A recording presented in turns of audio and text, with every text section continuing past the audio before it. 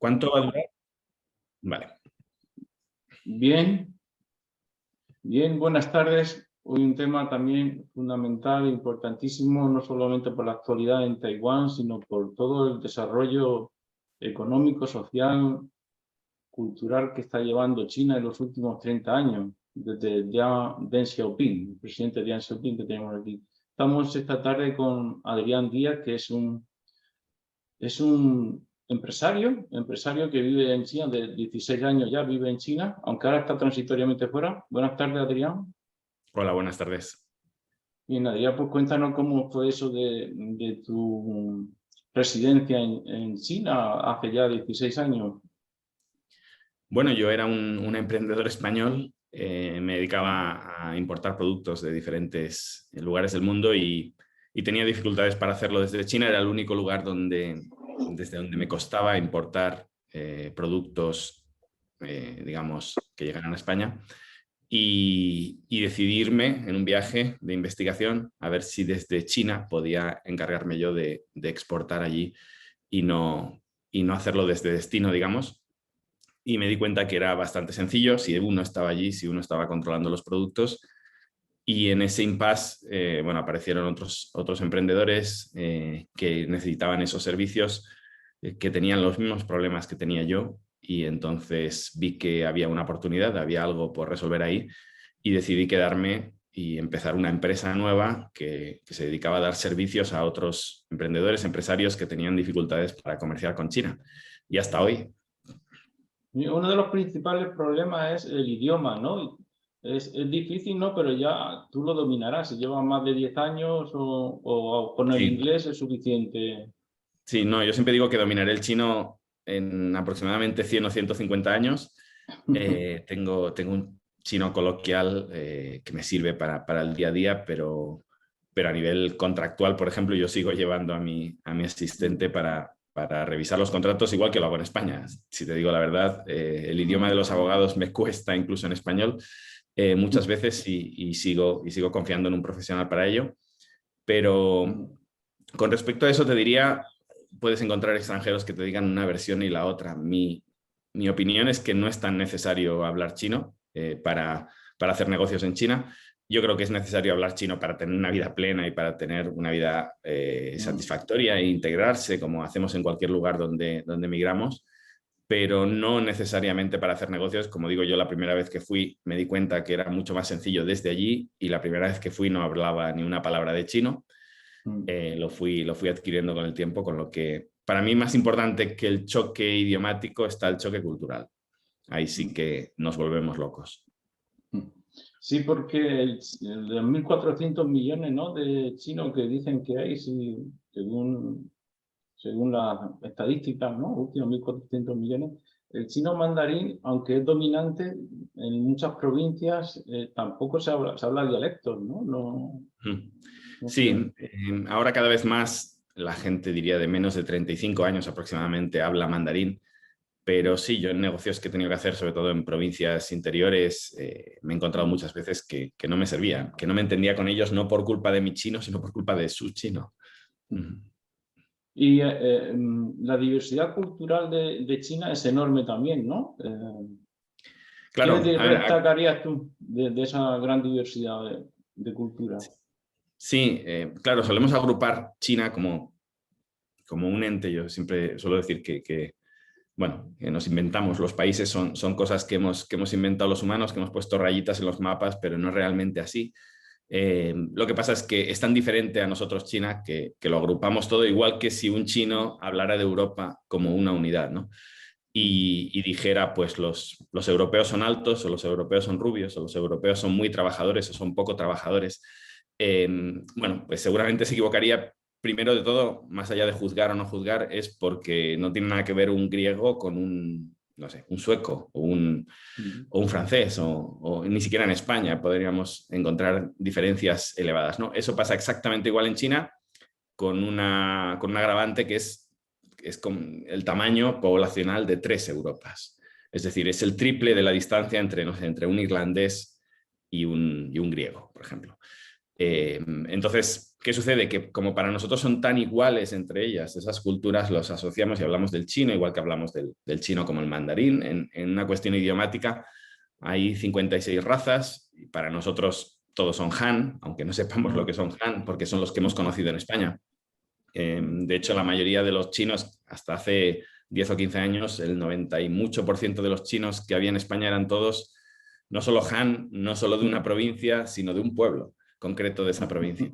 Y nosotros sacábamos conclusiones sobre lo trabajadores que eran, o lo altos, o lo bajos que eran, o lo, no sé, simpáticos, o tristes, o cuando ves a alguien decir yo sé diferenciar a un chino de un japonés, o yo no sé diferenciarlo. Ambas apreciaciones son erróneas, porque no hemos conocido a chinos. Hemos conocido a chinos de una provincia, de un pueblo concreto. Por tanto, nuestra muestra es demasiado vaga. Y una parte de China incuestionable para Xi Jinping, ¿no? Y el gobierno actual chino, el Partido Comunista Chino, es Taiwán, la isla de Taiwán, de donde se encuentran muchos símbolos de la China tradicional, ¿no? Con la guerra civil se retiraron a Taiwán, ¿no? Y Mao fundó la República Popular en el 1949 y muchos símbolos tradicionales chinos están allí en Taiwán y por eso se considera Taiwán como parte de China, que es lo que está ocurriendo ahora, ¿no? ¿Cómo ves tú esta situación? ¿Es posible arreglarla? ¿Están haciendo maniobra con fuego real? ¿Cómo piensas que se va a resolver el asunto? Sí, a ver, es un tema complejo porque habría que analizar cómo hemos llegado hasta aquí desde 1949 o desde antes, porque esto se origina, como decías, durante la Guerra Civil y la huida de estos militares y bueno, el gobierno oficial se refugia en Taiwán con todo el oro, con todas las... todo tipo de recursos culturales que se mueven a Taiwán y a partir de ahí se divide el país en dos, diría dos partes, por no decir dos estados, para no ofender a nadie, dos partes que ambas reclaman la soberanía del total del territorio, ¿no? Yo me he negado a hacer un episodio, me lo piden muchas personas en mi canal, ¿por qué no hablas de Taiwán? ¿Por qué no hablas de Taiwán? Y lo iba a hacer justo antes de este incidente, pero en este incidente a mí me parece que estamos todos contribuyendo a elevar la temperatura, a intentar tentar a las partes a que no están siendo lo suficientemente valientes, a empujarles a provocar más a la otra parte, y me parece que es negativo, se mire donde se mire. Yo siempre digo, Taiwán vive en un chantaje continuo, obviamente vive entre dos gigantes y tiene un problema serio porque, por un lado, China quiere dominar todo su territorio y, por otro, Estados Unidos usa a Taiwán para provocar a China, ¿no? Entonces, en ese chantaje que vive por parte de Estados Unidos para estar permanentemente provocando a China, porque si no Estados Unidos retira su apoyo, pues lo que hemos visto estos días ha sido un episodio más, donde Taiwán tiene que decir sí, y tiene que decir sí con una sonrisa en la boca a todo lo que decide Estados Unidos, y China obviamente se siente ofendida. China también está exagerando y sobreactuando con lo que ha pasado porque no ha pasado nada. Pero entre todos estamos haciendo que Estados Unidos y que China intentando pincharles a ver si inician algo que sería devastador para todos, que a nadie le interesa, que nunca le ha interesado ni a chinos ni a taiwaneses. Entonces, bueno, por simplificarlo también, los chinos nunca han tenido una presión por recuperar Taiwán por la fuerza. Se habla siempre de esa frase tan bonita en el sentido simbólico de que la fruta caiga por madura. Es decir, Taiwán volverá a ser 100% China cuando pase orgánicamente. Y si no acentuamos esto y no provocamos una pelea, pues así es como debería ser. Desgraciadamente, cada vez vivimos más cerca del colapso de esta situación y nadie puede descartar que esto acabe en un conflicto bélico. Ojalá no sea así, porque los chinos han demostrado que no son para nada belicistas, a pesar de lo que se explica por la tele. Pero realmente tener toda la flota americana en tus costas. Muchas veces se dice y hay que entender a los chinos. O sea, ¿qué pasaría si los barcos chinos estuvieran bordeando las costas americanas todos los días con armamento nuclear, apoyando a, no sé, insurgentes de cualquier lugar que Estados Unidos considere suyo? Realmente aquí hay muchas formas de verlo y se puede ser pro-chino, anti-chino, pro-Taiwán, anti-Taiwán, pero lo que tengo claro es que los Estados Unidos están completamente fuera de su zona de influencia, provocando. Entonces, para mí, más que posicionarme entre China y Taiwán, que no me interesa en absoluto, me posicionaría anti las acciones que están realizando los americanos ahí, provocando a unos y a otros. Es que no estamos en ninguna guerra fría, porque no estamos en la época de Mao Zedong, no estamos el occidente democrático capitalista contra la China comunista, estamos en otra China, ¿no? Desde Deng Xiaoping ha ido evolucionando al presidente actual, a Xi Jinping. ¿Cómo ves tú ese desarrollo? ¿Cómo lo has visto tú? Porque eso influiría en tu empresa, ¿no? En fundar tu empresa, en ir a China, ¿no? ¿Cómo podrías resumirnos tú toda esa evolución desde Deng Xiaoping a Xi Jinping de la China? Porque eso son 2 generaciones nada más que prácticamente los ancianos chinos pueden comprobar cómo de vivir en la miseria viven a la cabeza de la tecnología y del desarrollo mundial. Totalmente. Se suele decir que China no ha inventado ningún sistema económico, pero los ha probado todos. Y desde Mao, que fue el momento más catastrófico de la historia de China, nos vamos a Deng Xiaoping. Esto muchas veces no se entiende. Muchos defensores de China, con toda su buena fe, piensan que hay una línea recta que jamás ha virado y nada más lejos de la realidad. Deng Xiaoping viró absolutamente y totalmente el devenir de China con políticas completamente opuestas a lo que había creado Mao, que habían supuesto tanto sufrimiento, incluso para el propio Deng, ¿no? Que fue represaliado, etc. Sí, porque hubo un intervalo, Adrián, de 3 años, creo, ¿no? Que estuvo a punto de torcerse, ¿no? La innovación de Deng Xiaoping, esos años entre la muerte de Mao en el 76, ¿no? Y el 78, cuando se hace ya Deng Xiaoping, se hace con el poder, ¿no? El partido, y en China, en el gobierno. ¿Qué ocurre ahí? ¿Tú recuerdas, no?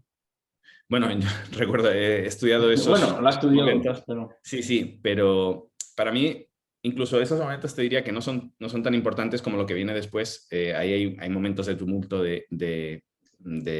bueno, sí es cierto que China podría haber virado en cualquier dirección en ese momento porque estaban más los pro-maoístas, vamos a decir, los que querían un cambio, que eran considerados traidores a la revolución. Y entre ellos se encontraba Deng Xiaoping, que logró coger las riendas del poder y cambiar realmente la dinámica. Hay una anécdota que se explica en varias biografías que Deng llega a granjeros, ¿no? En estos viajes que hacían por el campo, granjeros, agricultores, y le pregunta a varias personas que hay por ahí cómo funciona este campo, ¿no? Y le dicen, aquí cultivamos sandías. Y le dicen, ¿y cómo funciona la producción? Y dicen, pues la primera es para mí y el resto se las queda el Estado. Y entonces Deng dice, ¿y cuántas salen cada año? Dice, una sandía. Y entonces dice Deng Xiaoping, vamos a hacerlo al revés. A partir de ahora, la primera es para el Estado y todo el resto son para ti. Y lo que se ve tras ese cambio es la mayor evolución de la historia de la humanidad, de un país que pasa de la absoluta miseria, como decías, en 40 años a liderar prácticamente todos los índices de desarrollo, de tecnología, de avance, vamos, de forma increíble, ¿no? Yo siempre digo que el mundo no le hará nunca suficiente justicia a lo que hizo Deng, porque lo hizo sin provocar una guerra civil. Es muy difícil tener a un pueblo que ha sufrido tanto, que ha derramado sangre, que ha sacrificado vidas incluso de sus propios familiares por una idea, y que de repente le vamos a decir que van a virar y van a seguir las ideas absolutamente contrarias y que no se provoque una guerra civil, ¿no? Que se consiga hacer eso en paz.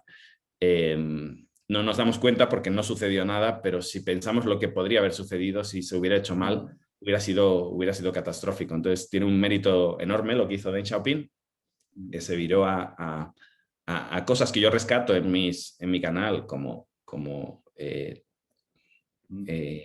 adjetivos o digamos palabras muy denostadas en nuestro vocabulario, como el egoísmo, como el enriquecimiento personal, que era lo que promovía Deng, de primero algunas personas serán ricas antes que otras, frases famosas como la de ¿qué más da si el gato es blanco o negro mientras el gato caza ratones? Un poco intentándole explicar a su propio pueblo que a partir de ahora el gato que todos habían matado, muerto y sufrido para que fuera blanco ahora será negro, pero no se preocupen, lo importante es que cazará ratones, ¿no? Y todos los presidentes después de Deng Xiaoping también han ido en la misma línea de Deng Xiaoping, ¿no? Hasta la actualidad, ¿no? ¿Ha habido algún retroceso? ¿Ha habido algún retroceso sí. en la economía o en lo social o en lo político? A ver, hay cambios permanentes. Como digo, la historia de China no es una línea recta, aunque nos hablen de 5.000 años de historia, que yo más bien lo dejaría en 4.000, pero ni siquiera, no hay una línea recta en la historia de España, en la historia de ningún lugar, ¿no? Porque al final hay reinos, se separan, forman parte de otros reinos, y pasaría lo mismo incluso en estos últimos 40 años si hablamos de cada presidente, ¿no? No hay una línea recta, no hay una sola doctrina, no hay una sola ideología. Muchas veces se habla del partido único y por eso se habla de China como una dictadura y países como España de una democracia. Al final yo siempre digo, si en lugar de llamarlo partido único le llamáramos parlamento, en ese parlamento habría diferentes facciones que pugnan por el control del país. Y Xi Jinping tuvo una pugna enorme para llegar al poder y con otra facción, ¿no? Exactamente igual que podríamos hablar en España, no sé, del Partido Popular y el Partido Socialista. Simplemente aquí o en España, en lugar de llamarlo partido único, lo llamamos Congreso de los Diputados. Pero es exactamente lo mismo, ¿no? Entonces, durante estos diferentes mandatos ha habido cambios enormes en la política económica, en política social. Es decir, no hay una única línea que crezca en línea recta desde la época de Deng Xiaoping. De hecho, yo siempre digo que China no es, justamente explicando la realidad que consiguió Deng Xiaoping, siempre digo que China no es un país cerrado que se va abriendo, que es lo que pensamos en Occidente. Mira, estos eran muy comunistas y ahora parece que quieren comerciar con el mundo. No, estos eran los seres más capitalistas que se ha visto desde la revolución industrial en el mundo y ahora se están cerrando. Entonces, hay un cambio desde las ideas de Deng Xiaoping que se fueron manteniendo, ya digo, con muchísimas salvedades en los diferentes presidentes, y Xi Jinping sí que tiene ideas mucho más socialistas, al menos de cara a la galería, al menos en su discurso, que chocan frontalmente con mínimo con el discurso de Deng, que tampoco era a nivel discursivo muy capitalista, pero sí que lo fue a nivel factual.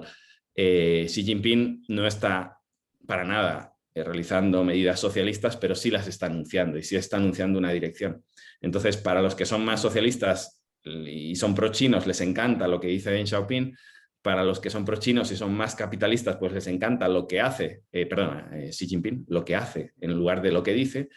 Bueno, cada uno se conforma con lo que quiere, con lo que, si nos gusta más una idea política, nos fijamos en lo que dice, si nos gusta más otra idea, nos fijamos en lo que hace. Sí, pero lo que sí parece claro que tendrá en cuenta ahora Xi Jinping, presidente actual, secretario del Partido Comunista Chino actual, es que los norteamericanos y el mundo anglosajón no son de fiar. Y podría ser de fiar mucho más el mundo hispano, Hispanoamérica, ¿no? Lo español. Porque España desde el imperio, ¿no? Y toda la hispanidad no ha tenido nunca así un enfrentamiento con China. En cambio, los ingleses sí, ¿no? Con invasiones, y ahora Estados Unidos, ¿no?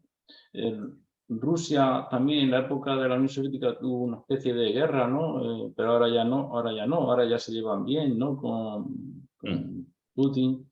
sea, ¿no ves tú una posibilidad de que el mundo hispanoamericano o España pueda acercarse a China? A ver, Y no solamente en el aspecto de negocios y como que tú llevas, ¿no? Sino también geopolíticos, ¿no? O culturales, ¿no? Por ejemplo, el apoyo al español que puede hacer Xi Jinping sí, en a China. ver, sois Son varios varias los que... cosas. Sí. Sí, exacto, hay muchas cosas aquí. Yo no estoy en la línea de muchos canales hispanistas que veo de hablar de la hispanidad como una unidad. Pero porque yo quizá llevo ya demasiados años fuera de España y no estoy tan puesto en ello. Creo sinceramente que no hay una unidad con la que negociar, ni hay nada parecido, ni pienso que lo vaya a haber, pero bueno, me parece legítimo esa intención Bueno, de... simplemente en cuanto que hablan español, ¿no? Sí, exacto. Español, Exacto, hay una unidad lingüística, vamos a decir. sí. Pero empezabas esta pregunta diciendo los ingleses no son de fiar, o los anglosajones, vamos a decir. Yo no sé, sinceramente si son de fiar o no. Yo no agruparía tampoco los países Lo digo por Taiwán, lo digo por Taiwán, por lo que Sí, estás sí, sí. diciendo. A mí no me parece que los ingleses sean o no de fiar en función de si apoyan o no a Taiwán o de si apoyaran un golpe de Estado en China. No lo asociaría tanto a eso, sino simplemente a que son el hegemón actual. Y si España fuera el hegemón actual, estaríamos teniendo la misma pregunta cambiando a lo anglosajón por lo español, creo. Entonces, no me Bueno, parece que los españoles sean mejores ni peores que los ingleses o que los demás. Y simplemente también decir, los chinos son muy pragmáticos. Es decir, hoy no se llevan bien con la esfera anglosajona y se pueden llevar bien con la esfera hispana, vamos a decir, simplemente, como has dicho, porque nunca les invadimos, porque nunca hemos tenido ningún conflicto, pero es que nunca les invadimos o nunca hemos tenido ningún conflicto porque no se ha dado la situación geográfica. Si se hubiera dado, les hubiéramos invadido igual que hemos invadido otros lugares. bueno, Entonces, en Filipinas, todo el comercio que se estableció desde el 17 se comerciaba con, por ejemplo, el mantón de Manila en realidad, o el abanico, todo eso era de China. sí, sí, sí. Se No, ha estableció habido, una relación de comercio más que ha de habido guerra. una relación brutal. La cantidad de plata que ha aparecido O de plata, en de China. Real de 8, ¿no? Efectivamente, Era, que se producía, que era la moneda española y con la que China compraba sus importaciones, ha sido fantástico, porque ahí se ve la relación comercial que ha habido, ¿no? Pero yo quitaría, si me lo permites, yo quitaría sí. ese nacionalismo y ese patriotismo que tenemos con respecto a lo español es tan bueno, lo anglosajón es tan malo, y seguramente hay argumentos para defenderlo, pero desde el punto de vista chino, empezamos de cero, hay un reset. Entonces, si alguien me agrede, como en este caso Estados Unidos, no me cae bien. Tú decías, ahora se llevan bien con Putin. Es que ni siquiera es así. Es que se llevan, yo diría no se llevan mal, lo dejaría ahí. A partir del cero, en positivo, no me atrevo a opinar. Sé que no hay negatividad en este sentido, pero los chinos han llevado bien y mal con Rusia. Cada fin de semana han tenido un sentimiento diferente durante los últimos 100 y algo años. Entonces, ahora mismo no se llevan mal, totalmente. Pero han tenido, yo siempre digo, se nos ha explicado la historia como que el eje comunista durante la Guerra Fría iban todos unidos, Vietnam, China, Corea del Norte, Sí. la Unión Soviética, y no ha habido más desavenencias en el mundo en aquella época, mucho más que entre los ejes comunista y capitalista que la Unión Soviética y China. Y yo lo he explicado en mi canal, yo visitaba una vez un búnker que yo pensaba, ignorante de mí, que se había hecho pensando en una guerra nuclear contra Estados Unidos. Y me explicaban los propios comunistas, los Era ancianos del lugar, contra Rusia. que lo que esperaban era un bombardeo ruso con armas nucleares. Y en aquel momento la mayor tensión que ha vivido China jamás en su historia ha sido en aquel momento con la Unión Soviética, ¿no? Entonces, China y la Unión Soviética son como agua y aceite, nunca se han llevado bien, han sido un matrimonio mal avenido que les ha tocado convivir, y si tienen algún tipo de acercamientos por culpa de los Estados Unidos que los arrincona y los obliga a llevarse bien. Pero ellos, si pudieran, no se hablarían, porque no se llevan nada bien, ¿no? Entonces, en ese sentido, por cerrar, y disculpa que me alargo con la respuesta, pero ¿puede China llevarse muy bien con el mundo hispano? Por supuesto. mientras nosotros no nos metamos con China, mientras haya una relación comercial, cultural, etcétera, nos vamos a llevar de maravilla. Si en algún momento nosotros, por decirlo simplificadamente, dominamos el mundo y hay un conflicto de intereses, nos llevaremos tan mal como se lleva cualquier superpotencia, intentando ser lo más objetivo posible y quitando la emocionalidad, ¿no?, del análisis. Sí, por eso yo diría que interesa no alinearse mucho con el mundo anglosajón, ¿no? Tan belicista y tan provocador, en vez de defender el comercio y la paz y el desarrollo, ¿no?, con China. Y volvemos al desarrollo, que tú tienes empresa, pero ¿todo tipo de empresa o solamente un tipo de empresa? Allí, No, yo tengo varias empresas en diferentes sectores, no solo en China, además, por todo Asia. Por todo Asia. Y por ejemplo, ahora estás en países de Hispanoamérica, de Latinoamérica, ¿no? Sí. Sí, ahora estoy viajando, estoy dando unas conferencias por diferentes universidades en Latinoamérica, en Hispanoamérica, que no se me ofenda a nadie. Sí, sí.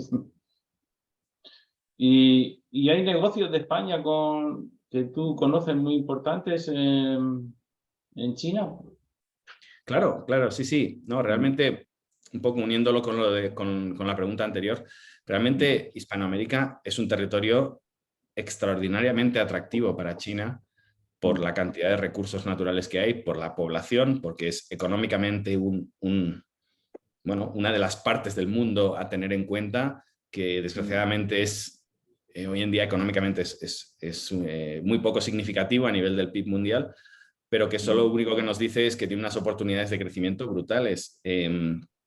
China tenía un PIB, ahora lo hablo de memoria, pero inferior a España hace 30 años.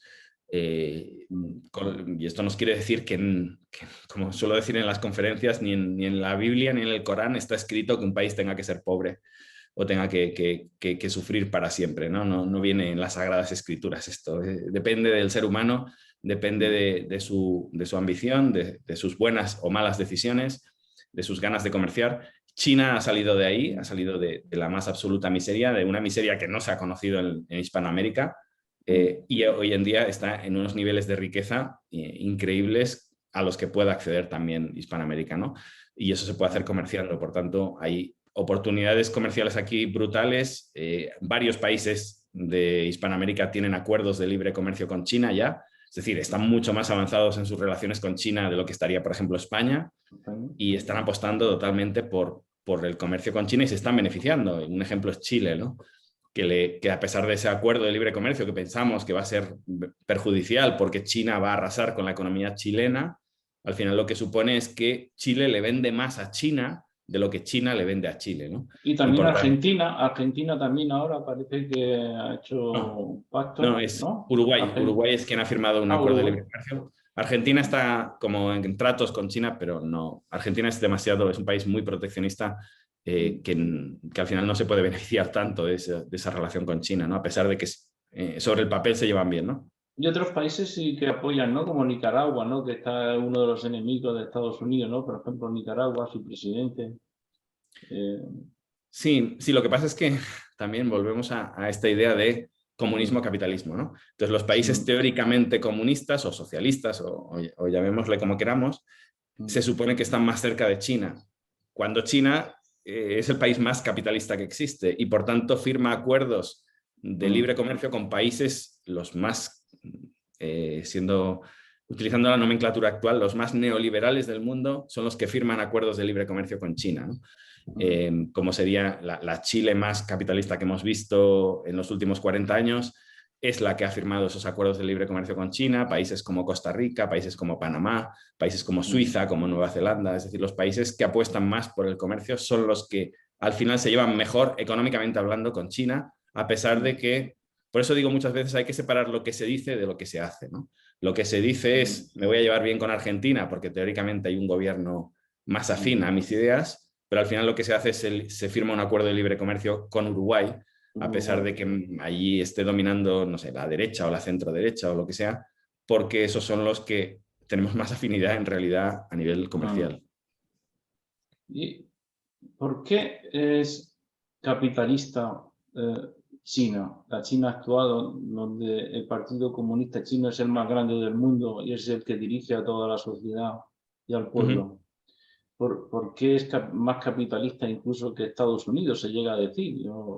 Sí, primero porque tenemos un problema en la identificación de los términos y en el uso que hacemos de ellos, ¿no? El término capitalismo se ha asociado a una forma de actuar que no tiene nada que ver con el origen del término, ¿no?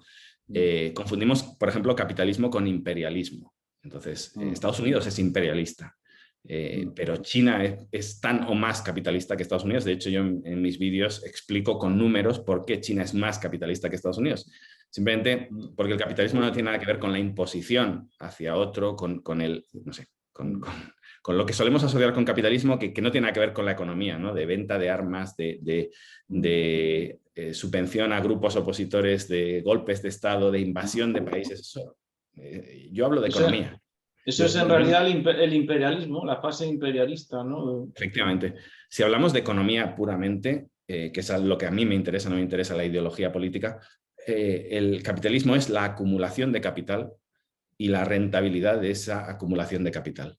Eso es cómo se originó el capitalismo. Y si nos ceñimos a estos términos, no hay nadie más capitalista que China, por una cuestión de el capitalismo se basa en la inversión se basa en el ahorro, y no hay nadie que ahorre más que China.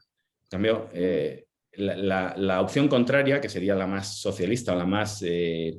bueno, en el siglo XX en Europa se transformó a través del keynesianismo en una subvención al gasto. Por ejemplo, los partidos más de izquierdas en España promueven que a través del gasto se genera economía, porque el gasto es lo que hace que las empresas puedan vender, etc. Esos son los dos paradigmas, ¿no? Ya no hay derechas e izquierdas, hay dos conceptos económicos, que es fomentamos el gasto o fomentamos el ahorro. Y los países más linkados a esa antigua izquierda socialista, etc., hablan más de fomentar el gasto, mientras que los países más liberales o de derechas, aunque a mí no me gusta mucho la derecha cómo está configurada, pero bueno, fomentarían más el ahorro. Bien, pues no hay nadie que ahorre más que los chinos, ¿no? Y ese ahorro se transforma en inversión, y esa inversión es la que se ha transformado en todo ese crecimiento que ha dado pie a esas empresas gigantes, tanto públicas como privadas, que muchas veces se explica China solo desde el punto de vista de las empresas públicas, cuando esas empresas públicas son relativamente recientes. Ese ahorro que redunda en inversión es lo que ha hecho que China sea el país con más capital del mundo, y últimamente ya no solo hablamos de capital económico, capital tecnológico, capital industrial, sino también capital humano. Es decir, todo eso, cuando hablamos de capitalismo, hablamos de acumulación de capital, ¿no? Y como digo, bajo esos términos puramente económicos, no hay nadie más capitalista que China. A pesar de que en China está permitida la propiedad privada o hay Claro. algún... Totalmente, ¿no? Claro, muchas veces no entendemos, si China es comunista, ¿cómo es posible que haya sido el lugar donde los mayores capitalistas del mundo hayan ido a poner sus fábricas? ¿Por qué íbamos, y me incluyo, porque yo he hecho varias puestas en marcha de fábricas, ¿por qué hemos ido allí a colocar nuestras fábricas si era un lugar donde los trabajadores tenían muchísimos derechos, donde había unos sindicatos muy fuertes, donde no íbamos a tener ninguna posibilidad los empresarios, donde se nos iba a quitar el fruto de nuestros beneficios, donde se iba a controlar toda nuestra actividad? Obviamente no pasaba eso, por eso íbamos ahí. Íbamos ahí porque los trabajadores no tenían ningún derecho, porque no había ningún control gubernamental, porque los empresarios podían sacar el máximo provecho de sus inversiones. Por eso ha sido el lugar de máxima inversión en la historia de la humanidad, de inversión extranjera. Y ha sido justamente porque no existían las condiciones que nosotros pensamos siempre nominalmente que existen en China, ¿no? Y hay muchos antichinos.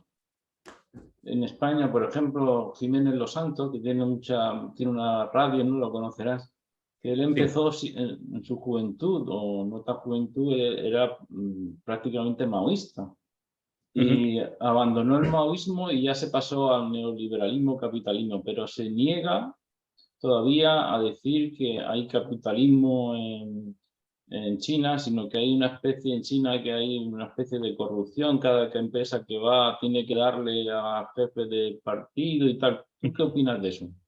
Pues que está increíblemente equivocado, que habla sin saber. como le pasa a la mayor parte de partidos de derechas del mundo, que no tienen ni la más remota idea de lo que sucede en China, lo critican sin saber. Y yo siempre explico que la derecha en el mundo es capitalista cuando le interesa. Y cuando le deja de interesar, deja de ser capitalista. Entonces, no me interesa en absoluto. Yo, como digo, miro las cosas desde el punto de vista económico. Y desde el punto de vista económico, a China le ha ido bien en estos 40 años. Entonces, cualquier crítica a China y a su sistema económico me parece una crítica ideológica, no me parece una crítica realmente racional. Historias como que para entrar en China tienes que tener un socio chino o para entrar en China tienes que hacer una transferencia de conocimiento. Esto es tan ridículo. Yo llevo 16 años en China abriendo empresas. Yo abro las empresas para mis clientes. Empresas 100% extranjeras, donde obviamente no es necesario tener ningún socio chino, pero increíblemente se sigue explicando esto en la prensa occidental, sobre todo en la prensa de derechas, para atacar a China, cuando realmente, como decía antes, si íbamos los extranjeros a China, si íbamos los capitalistas, si quiere ponernos los cuernos y la cola del demonio detrás, a invertir a China, era porque era muy sencillo invertir en China, porque se daban las mejores condiciones. O sea, el dinero no tiene ideología, el dinero va donde se puede multiplicar más fácilmente, y donde se ha podido multiplicar más fácilmente en el mundo en los últimos 40 años ha sido en China. Entonces, obviamente, esto que se explica muchas veces es la realidad que sucedía hace 40 años, ¿no? Y nos hemos quedado con aquella foto, no hemos evolucionado. Siempre digo que como en nuestros países no ha pasado nada en los últimos 40 años, nos parece que en el mundo no ha pasado nada, y nos parece que en China la gente trabaja por un bol de arroz y que hay niños trabajando en fábricas, porque nos hemos quedado con la foto de hace 40 años, ¿no? Antes de Deng Xiaoping, no hemos quedado y los primeros años de Deng Xiaoping.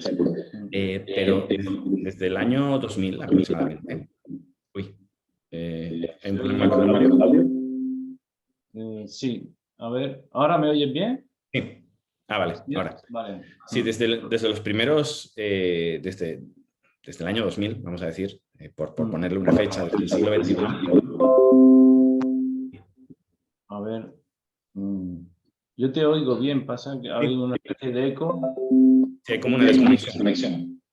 No, alguna especie de eco. Sí, ahora se oye bien, pero no sé por qué se vuelve a...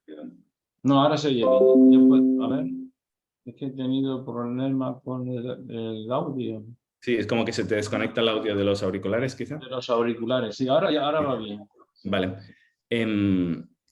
Decía que la evolución que ha habido en China, desde esos trabajadores explotados y esos niños y toda esa historia que sucedió, pero sucedió hace 40 años, evolucionemos, igual que ha evolucionado China, intentemos ver la realidad que hay hoy, que es obviamente un momento histórico diferente, ¿no? China lo ha pasado mal, igual que España lo pasó mal en la posguerra, y nuestros padres y nuestros abuelos han trabajado de niños. Exactamente, eso quería yo decir, y con este encuentro la síntesis es esa. Por eso he puesto la evolución desde Deng Xiaoping y cómo en China se ha olvidado, aunque no se ha retirado de los símbolos a Mao y todo lo que se puso, y se ha ido al pragmatismo, ¿no? Y al desarrollo económico, que en Europa pues hay muchos prejuicios y muchas mentiras, se puede decir, sobre ese desarrollo y de relación con China.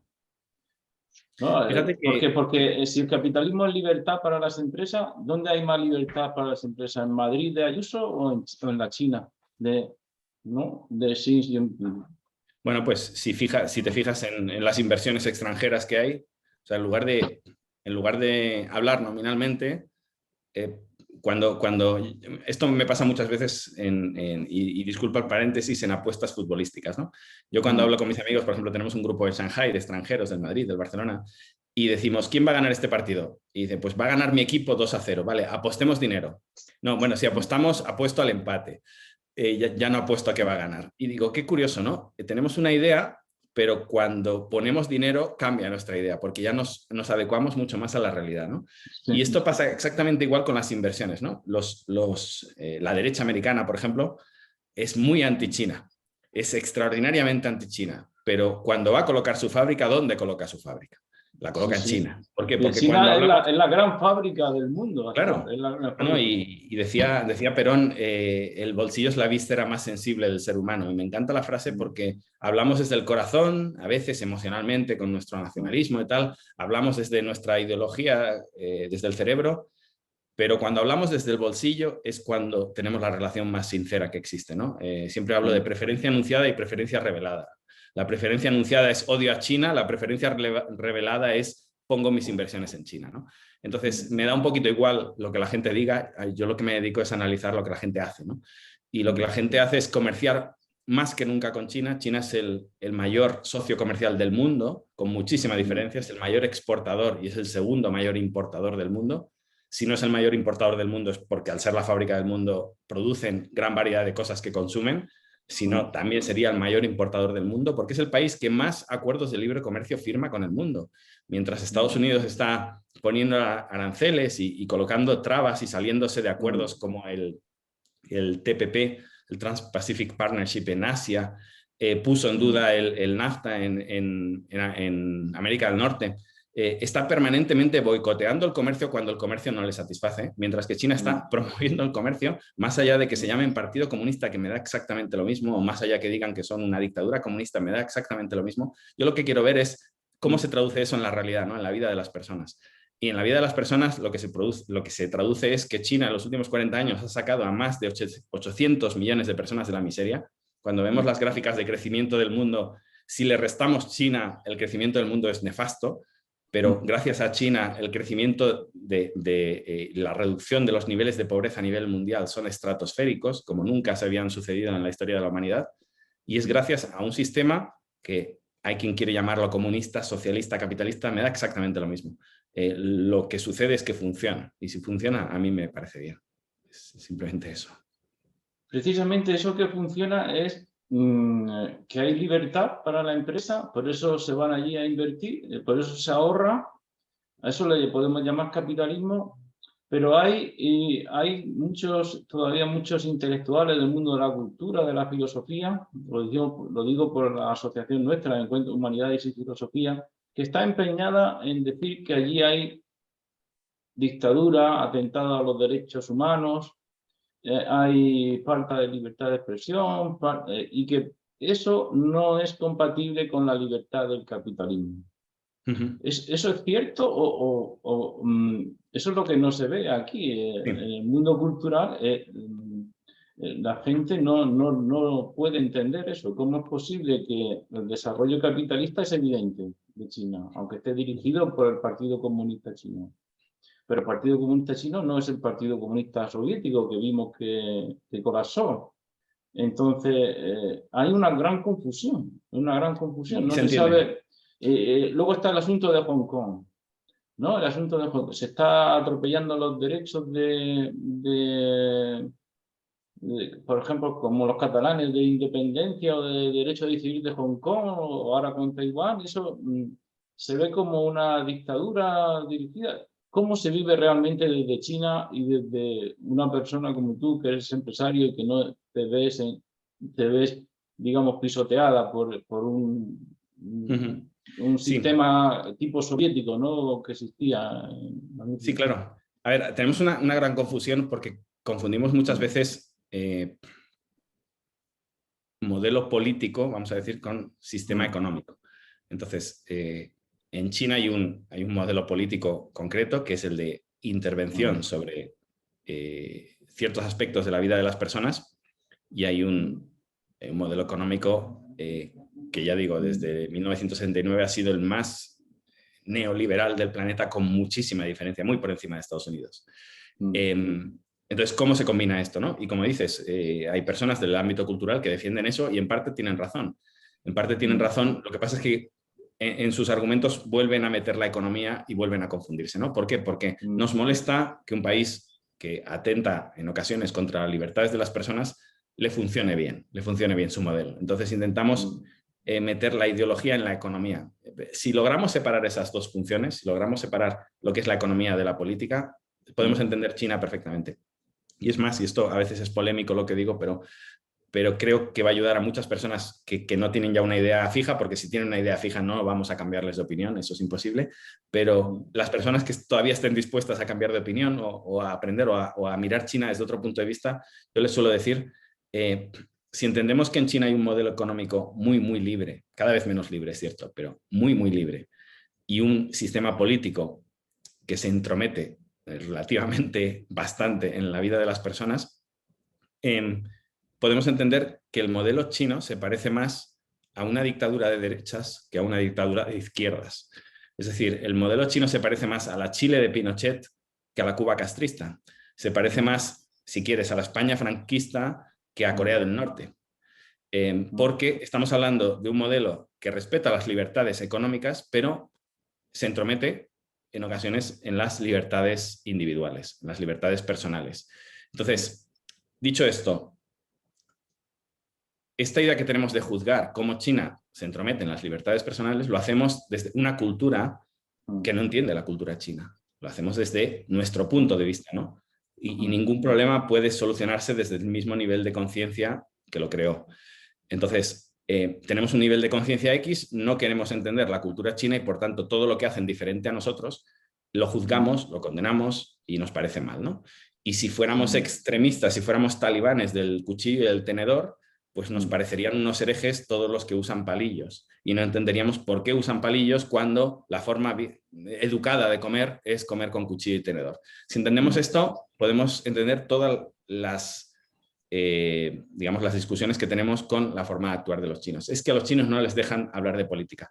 El día que entendamos que a los chinos no les interesa hablar de política, que yo no tengo ningún problema con hacerle una pregunta por la calle a un chino, simplemente no entiende mi pregunta y no me dice, uy, cuidado, que a lo mejor nos están escuchando. No, lo que me dice es, ¿por qué a los occidentales os interesa tanto hablar de política? ¿Por qué os pensáis que podéis solucionar algo metiéndose en un bar a beber cerveza y pasaros 4 horas hablando mal de este partido o de este otro? Si no vais a cambiar absolutamente nada. Entonces los chinos, yo siempre digo, el occidental es un tipo que ve una barrera en la autopista y se pega contra ella permanentemente hasta que la rompa, ¿no? Con el coche y va destrozando el coche, pegándose con esa barrera, porque esa barrera no debería estar ahí, porque el concejal me ha puesto esa barrera a mí, porque mi gobierno me odia, porque no sé qué, porque no sé cuánto. El chino es una persona que va por la autopista, se encuentra una barrera, se sale de la autopista y continúa, porque esa barrera no me concierne, estaba ahí, no la voy a cambiar, entonces no me interesa discutir con ella, es demasiado porque es lo práctico, es lo práctico. Entonces, yo siempre digo, para los chinos la política es un fenómeno atmosférico. Llueve, pues llueve. Me cojo mi paraguas y sigo caminando intentando que me moje lo menos posible. Para el occidental, la lluvia es algo que yo puedo cambiar y entonces salgo a la calle y empiezo a clamar al cielo y a los santos y a todo lo demás, ¿no? Entonces son dos mentalidades completamente diferentes. Entonces, cada vez que me preguntan, es que los chinos no pueden hablar de política, me cuesta mucho contestar porque le digo, ¿cómo le explico a esta persona que al chino no le interesa en absoluto hablar de política porque no va a resolver nada? Es como intentar preguntarle si es del Barcelona o del Madrid a alguien que no le gusta el fútbol. Pero sí, pero lo que sí ha conseguido la sociedad china ya es abandonar todo aquello del dogmatismo, de campos de concentración de la época de Mao.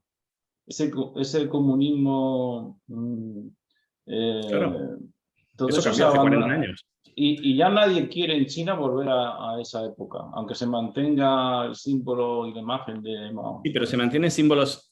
Realmente China ha pasado por unos años, por unas décadas de educación muy, muy básica, mínima, y a veces, bueno, hay una parte de la sociedad china es completamente analfabeta, sobre todo la gente más mayor. Entonces realmente no saben lo que sucedió hace 40 años, no entienden de ideología. Muchas personas que se consideran comunistas a sí mismas son las personas más capitalistas que me he encontrado en la vida, pero no entienden, o sea, qué significa el comunismo, qué significa conceptos marxistas, ¿no? como la plusvalía del trabajador que se queda al capitalista.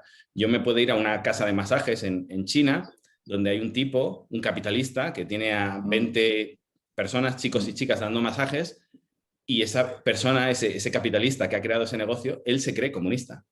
Y si yo le hablo de la plusvalía y de ese extra que el trabajador está generando y que se está quedando él explotando al trabajador, me miraría con una cara como diciendo, ¿de qué planeta has salido? Por Sí. supuesto que me quedo con la plusvalía del trabajador. Yo he invertido en esta empresa, yo voy a sacar los beneficios, voy a intentar pagar el mínimo de impuestos que pueda, porque no me interesa en absoluto la sociedad, porque solo me interesa mi bolsillo, y voy a intentar enriquecerme todo lo que pueda. Y cuando le diga, ¿sabes que eso es exactamente lo que defendían en la revolución industrial las personas más capitalistas del planeta? No va a saber de qué le hablo, porque no le interesa la nomenclatura marxista de los libros o la capitalista de los libros, o si Adam Smith decía esto o lo otro, no le interesa en absoluto, lo que le interesa es prosperar. O sea que no hay una unión en defensa de la democracia con separación de poderes, defensa de derechos humanos unida al capitalismo, ¿no? No, Como pero es se que tampoco la piensa, hay tampoco la hay en Europa. tampoco lo hay, ¿no? No, es que me hace gracia porque muchas veces me dicen, Por es que ejemplo, en la China, separación de poderes tampoco hay en Europa. claro, ni en China ni en ningún lugar. Y antes me hablabas de Hong Kong y me lo comparabas muy bien con Cataluña, pese a que a muchas personas no le gusta la comparación. ¿Qué sucede en China? Exactamente lo mismo que sucede en España, que si tienes una región díscola que atenta contra la unidad nacional, la reprimes, punto. Entonces hay Claro, quien por dirá, eso. no, nosotros no reprimimos tanto, hay quien dirá, nosotros reprimimos con razón, alguien dirá, no, estos díscolos se están inventando esa represión, en realidad deberían amar a la... lo mismo, exactamente lo mismo. De hecho, en China se utilizan imágenes de represiones, diferentes represiones de España, para explicar que en China son bastante menos represivos que en España. Algo que para nosotros es como los chinos que tienen campos de concentración van a utilizar nuestras imágenes para decir que son más benevolentes con su pueblo. Pues sí, las utilizan y en cierta manera lo son.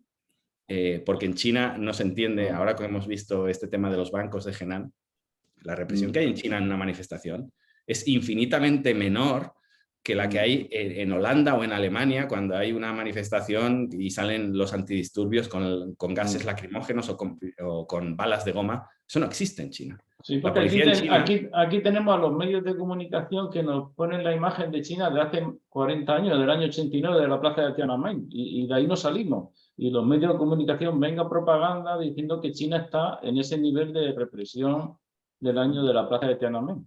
Yo recuerdo yo he traído becarios a mis empresas, becarios españoles que venían a hacer prácticas a China. Me acuerdo una chica que llegó y el segundo día estaba en una videoconferencia con sus amigos de la Universidad de España y decían, me están preguntando mis amigos si hay tipos con metralletas por las calles aquí. Y tanques, y tanques. Y yo decía, madre mía, qué China, pero esto, yo llevo 16 años en China, a mí me ha tocado desmentir y calmar a mis familiares, a mi madre que sufría, porque no sabía a qué infierno me había ido, porque ella pone las noticias y dice, madre mía, ¿por qué mi hijo se ha ido a ese lugar tan terrible, ¿no? Y yo le decía, mamá, que aquí no hay gente con escopetas por las calles, que aquí no me persigue no hay un chino asignado a cada extranjero para ver lo que dice. Eso nos cuenta Salva Santa, nuestro amigo, nos cuenta que él está viviendo en Estados Unidos y allí había pobreza, había miseria, él veía miseria, pero desde que está en China no ha visto nunca, no ha visto miseria así. El porcentaje de miseria en China es muy inferior al de Estados Unidos, pero eso no se nos explica.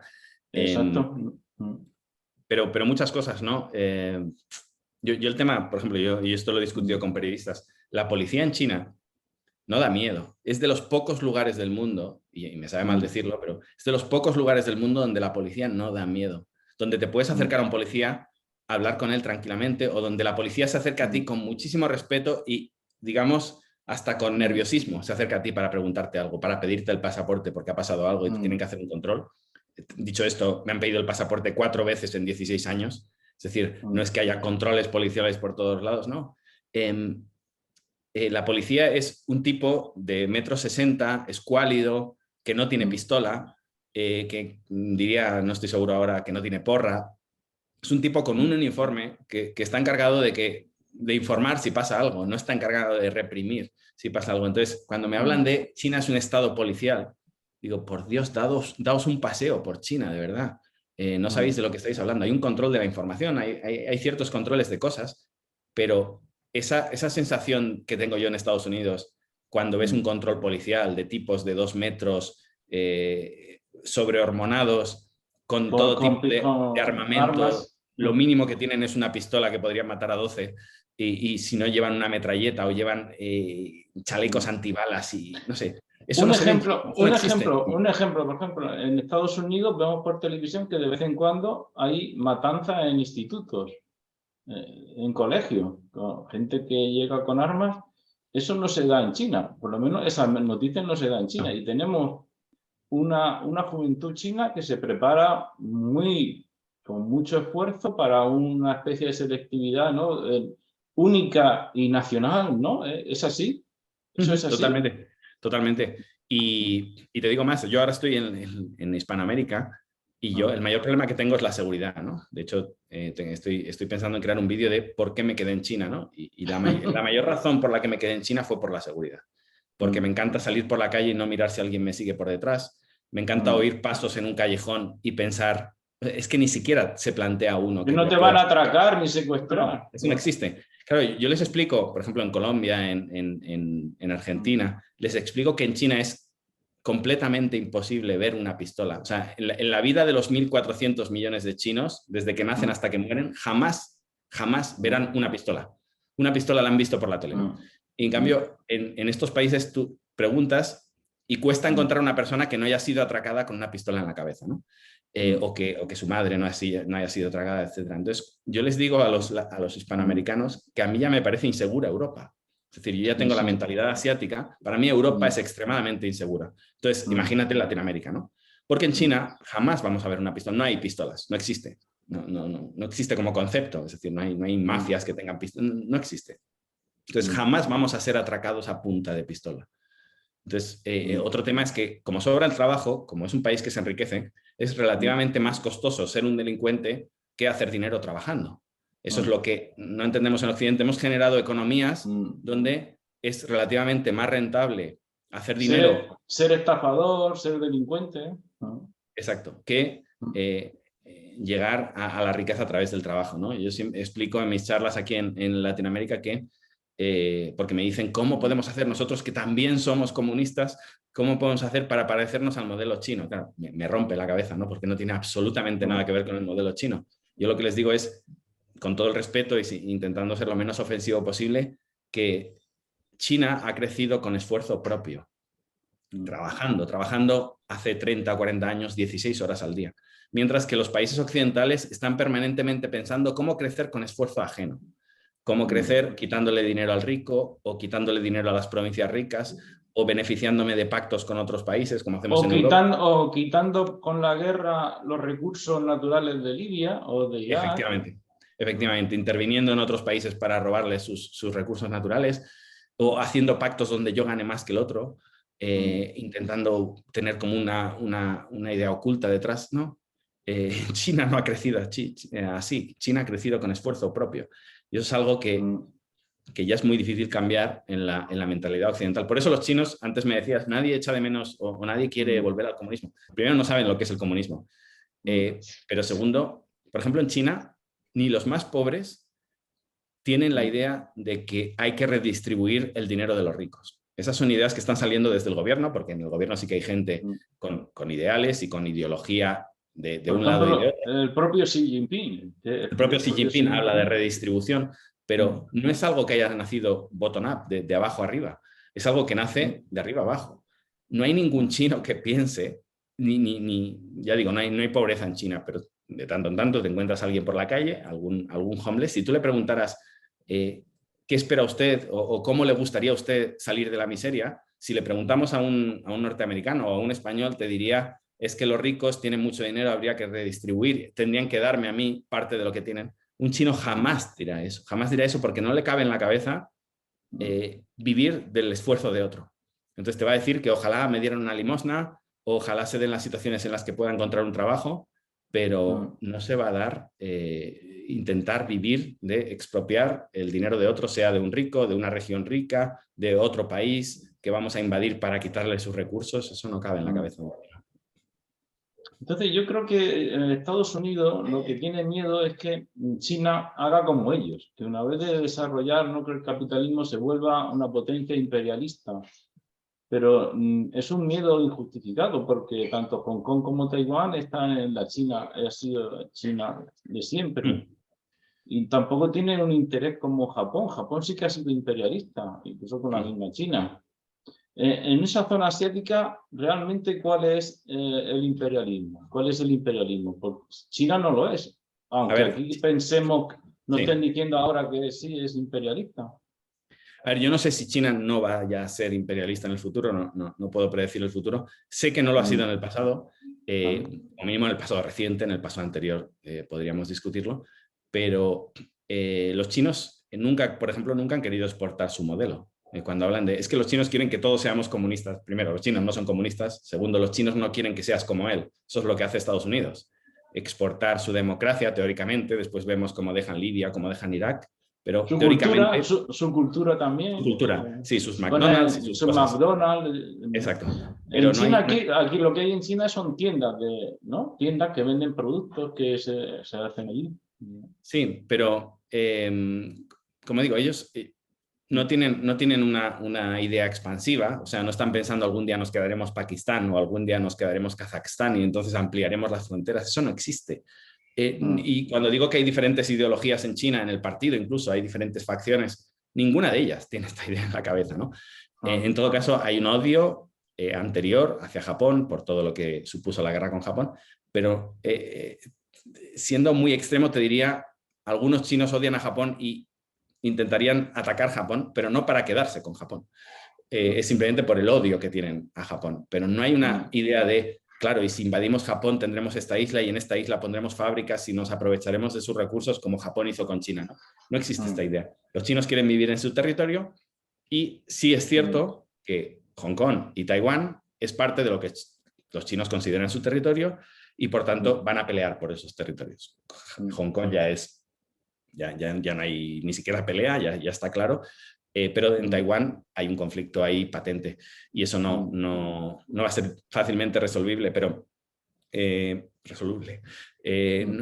Pero no hay una intención de quedarse con India, eso no existe. Claro.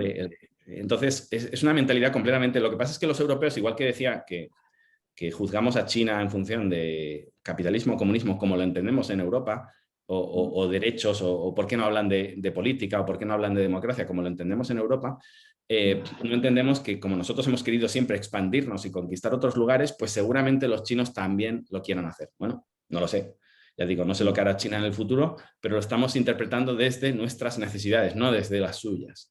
Y por tanto juzgamos y ya condenamos a China por lo que a lo mejor hace si pensara como yo pienso, ¿o no? Sí, por ejemplo, el caso del Tíbet. El caso del Tíbet. También aquí una cosa que utilizan no solamente Jiménez de los Santos, sino mucha gente así que dicen, no, el sistema del Partido Comunista caerá en 25 años o algo así. Todos los que dicen esto, por ejemplo, ponen el ejemplo del Tíbet, ¿no? Pero ¿realmente el Tíbet fue anexionado de tipo imperialista o fue otras razones lo que sucedió allí en el Tíbet? Aquí hay diferentes puntos de vista y yo creo que tenemos que ser lo suficientemente abiertos y no ser sectarios. Eso fue hace muchos años, fue antes de Deng Xiaoping y de... Sí, claro, sí, fue en época después de 1949 cuando se funda la República Popular. Aquí te diría, tienes todo tipo de versiones. Hay la versión de que China liberó el Tíbet porque los monjes estaban esclavizando. En época feudal y es cierto. ¿no? Y hay la otra versión que dice, bueno, teníamos feudalismo, teníamos lo que quisiéramos, como si nos suicidábamos tirándonos por el balcón, pero éramos un lugar con una autonomía que no se nos ha respetado, ¿no? Pero eso se parece por tanto a lo que hizo los españoles, Hernán Cortés en México, cuando se encontraron un imperio que eran caníbales y Sí. entonces dijeron, bueno, esto no es invasión lo que sea, sino es civilización, ¿no? La diferencia entre Yo aquí es donde difiero, sé que Mm. si defiendo lo contrario, la gente me dice es que estás demasiado influenciado por la anglosfera y tal. Te lo pongo de otra manera, si lo que hubiéramos encontrado es una civilización que no fueran caníbales o que no mataran a gente tal, los hubiéramos respetado o igualmente hubiéramos invadido buscando ese oro que buscamos. Bueno, pues habrá quien piense que no, que éramos nobles y que todo esto, no quiero entrar en eso porque me gano enemigos. Hay diversas opiniones. Exacto. Sí. Entiendo que desde el punto de vista español se mire con cierto orgullo y realmente no me interesa. Yo pienso que intentamos justificar nuestras acciones siempre. Los chinos intentan justificar lo que hacen en el Tíbet, los los tibetanos intentarán justificar que lo que hacían, que ese feudalismo que tenían en el fondo era bueno, no lo sé. Si quieres que te diga la verdad, me da un poco igual. Me parece que se usa para pegarle a China como se usan cosas cuando tenemos problemas parecidos, o si no peores, a veces en nuestros países, pero en cambio cuando es una región de nuestro país, vemos como que no tienen razón, pero si es una región china, apoyamos esa independencia, apoyamos, porque lo que queremos es debilitar al otro, igual que los otros intentan debilitarnos a nosotros. Es un juego de poder, yo lo entiendo así. Yo como comerciante intento pasar por encima de esos temas, intentar seguir llevando productos a los lugares, porque me parece que es así como las personas salen de la miseria, como decía antes, ahorrando, acumulando capital, trabajando. No me parece que la gente salga de la miseria con ideología. Bueno, pues lo que he visto en China me parece que es el ejemplo de lo que voy viendo en otros países, como Indonesia, como Tailandia, como incluso Camboya. Es la manera que pienso que se puede salir de la miseria y no no sé, con doctrina, ¿no? Muy bien. Y yo sí, básicamente estoy de acuerdo contigo. Que el comercio, el capital es lo que permite el desarrollo y no tanto las ideologías que hemos visto, ¿no? Tradicionales, que muchas veces lo que hacen es ser obstáculos. Para ir finalizando, porque ya se cumple la hora, volvamos a Taiwán, porque nos contaba Salva, desde China también, que una de las cosas que puede hacer China, o que podría, no tanto es su fuerza militar, sino la posibilidad que tiene de dejar de comprar bonos, por ejemplo, de americanos. ¿Es así? ¿Realmente China podría tener tanto poder económico sobre Estados Unidos? ¿O lo que hemos visto han sido simplemente que se salen del pacto sobre el cambio climático? ¿O ese ha sido un pequeño aviso para decir, mira, podemos hacer más contra la economía americana de lo que pensáis, ¿no? Sí, a ver, yo recuerdo por otro lado, es mejor que usar armas nucleares, usar esas cuestiones económicas, ¿no? Sí, lo que sucede es que seguimos viendo las cosas desde un punto de vista guerrafriista. Exacto. Y claro que China acumula, bueno, con Japón acumula más deuda externa americana que nadie. China, lo publicaba, ahora no recuerdo el dato, pero lo publicaba en uno de mis episodios, la cantidad de dólares que tienen acumulados, que les sirve para poder controlar la moneda. China tiene muchas armas por usar, ¿no? China tiene una inflación extraordinariamente baja. Cuando vemos las críticas a China de la economía no nos damos cuenta que el mundo está con una inflación galopante, increíble, y China está perfectamente controlando la situación actual. Y en cambio, si pensamos que la inflación es un fenómeno monetario que se basa en oferta y demanda de dinero, quiere decir que los países occidentales llevan años viviendo de imprimir dinero sin parar y China no ha usado todavía ese arma. A pesar de lo mucho que emite, podría emitir mucho más y generar esa inflación y licuar sus deudas, por ejemplo. Entonces, China tiene muchas armas que todavía no ha usado, ¿no? Pero ojalá no las use. Es decir, yo más que intentar decir es que China podría hundir a Estados Unidos, lo que me gustaría decir es ojalá China no use ese poder. Igual que Estados Unidos o Rusia no usen el poder militar que tienen, ¿no? No lo veo tanto en una cuestión de bloques de pues yo tengo a este delantero y si quisiera te podría meter 3 goles. Pues ojalá, o sea, eso es fútbol, me parece bien el hooliganismo en fútbol, el que apoyemos a nuestro equipo, pero en cuestiones militares y cuestiones, bueno, entre países, parece que deberíamos pacificar todos, pensar desde un punto de vista más calmado, que ojalá no pasen todas estas cosas, ¿no? Yo también estoy de acuerdo contigo en que hay que apoyar el desarrollo social, económico, comercial y no quedarse en la mentalidad de guerra fría, ¿eh? Esa es una conclusión que hemos llegado en nuestra conversación de esta tarde, pero yo creo que me dijeras también, porque tú insistes mucho en los prejuicios, en las mentiras que Occidente hace sobre China. No sé, algunos lo hemos tratado, ¿no? Cuando estábamos hablando, pero hay algunos que no hemos saltado y que es realmente importante y fundamental. No, yo creo que hemos tocado comentado todo. la mayor parte de ellas. Por ejemplo, me hace gracia cuando la gente habla de que los chinos van todos a una, que trabajan en equipo, porque como son socialistas y comunistas y todo lo demás. Y en cambio, en mi vida lo que me he encontrado es las personas más individualistas del mundo. y no digo individualista desde la crítica, sino desde lo que decíamos antes, ¿no? Desde que Deng Xiaoping les explicó que si tú produces una sandía para el Estado y el resto son para ti, estoy fomentando ese egoísmo, bien entendido, de trabaja duro para prosperar. Y trabajar duro significa ofrecerle mejores productos a los demás, porque para hacerte rico tú vas a tener que producir muchas sandías, ¿no? No es una cuestión de para hacerte rico tú egoístamente le vas a robar el dinero a los demás, ¿no? Entonces, me gusta mucho ese individualismo chino, ese egoísmo chino bien entendido, que es interno, no es externo. No ese individualismo o egoísmo en contra de los demás, sino a favor de mí, ¿no?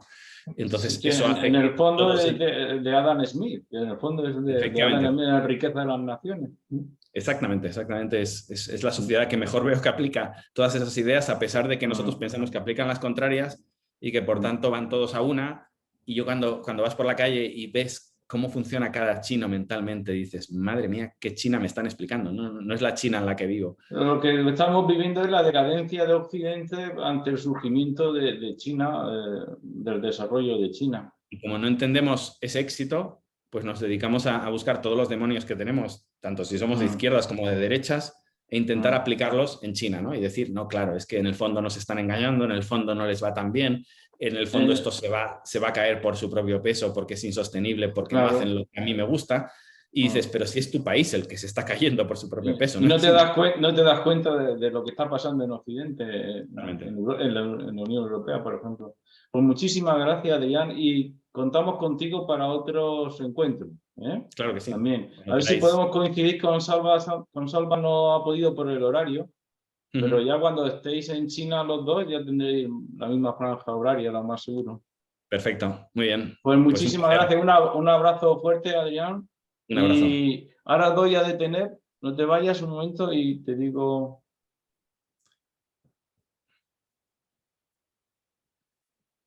A ver si...